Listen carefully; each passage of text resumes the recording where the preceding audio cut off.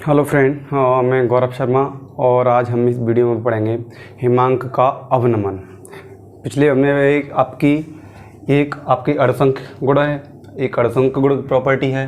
तो हिमांक के अवनमन में क्या होता है, हिमांक पहले आपको समझ में आना चाहिए। हिमांक क्या होता है, यानी किसी भी सब्सटेंस का फ्रीजिंग पॉइंट, यानी किस ताप पर वह द्रव आपका सॉलिड अवस्था में परिवर्तित होता है।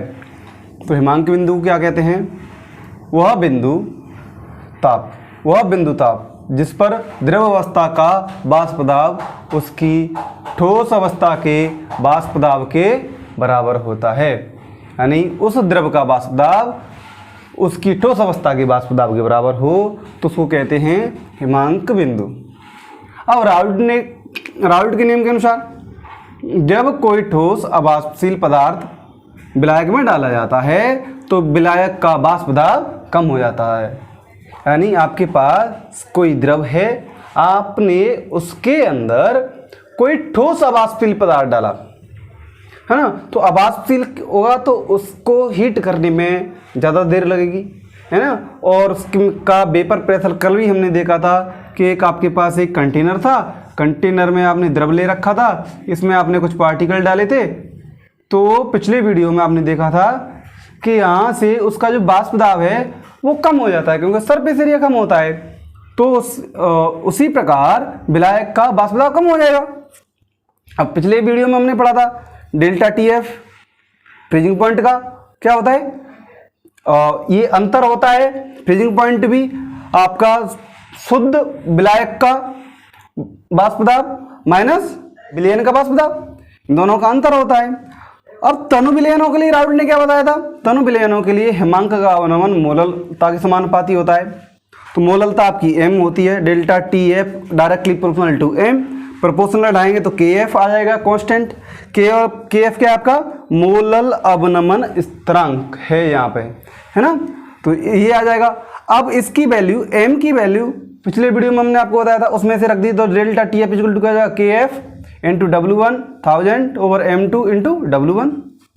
M2 क्या हो जाएगा आपका, यहाँ से M2 की वैल्यू आ गई तो डेल्टा TF आपका इधर आ गया, तो ये आपकी M2 की वैल्यू निकल आती है। इस तरीके से आपके पास ये पूरा डाटा होगा। तो आप किसी भी एक की इसके साथ में टेम्परेचर, फ्रीजिंग पॉइंट और M के साथ में मास के साथ में ये रेशन होता है। ये होता कैसे है, जैसे आपने एक ग्राफ प्लॉट करा वाष्प दाब और ताप के बीच में, तो हम दोनों ने वाष्प दाब और ताप के बीच में ग्राफ प्लॉट करा। तो यहाँ पर जो आपकी छोटी वाली लाइन दिख रही है ये आपका फ्रीजिंग पॉइंट है, किसका, विलायक का।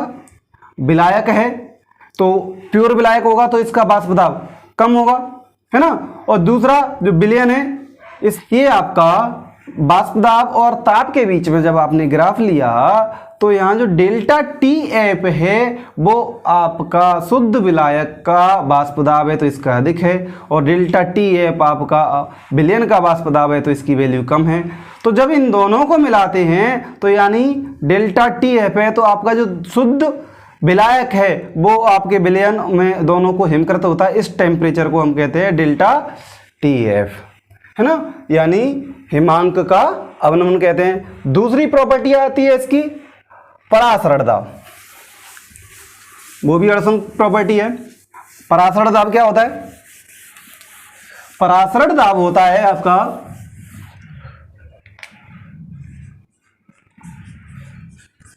परासरण दाब आपने डिफ्यूजन सुना होगा, विसरण क्या होता है, विसरण का फ्लो होता है flow of gas particle higher concentration to lower concentration, यानी गैस के पार्टिकलों का अधिक सांद्रता से कम सांद्रता की ओर प्रवाह विसरण कहलाता है ना। इसमें आपका एग्जांपल हो जाएगा सिगरेट का धुआं, अगरबत्ती, परफ्यूम, इसके एग्जांपल हो जाते हैं। अब बात आती है परासरण की। परासरण इसके जैसी ही क्रिया है, लेकिन परासरण के अंदर आपकी अर्ध पारगम्य झिल्ली होती है। अगर आपके पास दो विलयन हैं, इसके बीच में यहाँ पर एक कंटेनर है, इसके बीच में यहाँ पर आपकी सेमी परवेल मेम्ब्रेन लगी है, इधर आपका 1 बिलियन है और इधर आपका 1 बिलियन है दोनों तरफ। तो अब क्या होगा कि परासर दाब में विलायक के अणुओं का, परासर दाब में क्या होगा, विलायक के अणुओं का अधिक सांद्रता से कम सांद्रता की ओर प्रवाह परासर दाब कहलाता है। विलायक यानी यहां पे हमने इसको मान लिया जल, तो जल के अणुओं का, यहां से जल के अणु इसमें जाएंगे क्योंकि इधर सांद्रता अधिक है इधर सांद्रता कम है, तो जल के अणुओं का अधिक सांद्रता से कम सांद्रता की ओर प्रवाह परासर दाब कहलाता है। यानी दूसरे शब्दों में कह सकते हैं कि सेमी परमेबल मेम्ब्रेन, अर्धपारगम्य झिल्ली से विलायक के अणुओं का अधिक सांद्रता से कम सांद्रता की ओर प्रवाह परासर दाब कहलाता है। समझ में आ गया होगा। तो ये आपका हो गया परासर दाब। परासर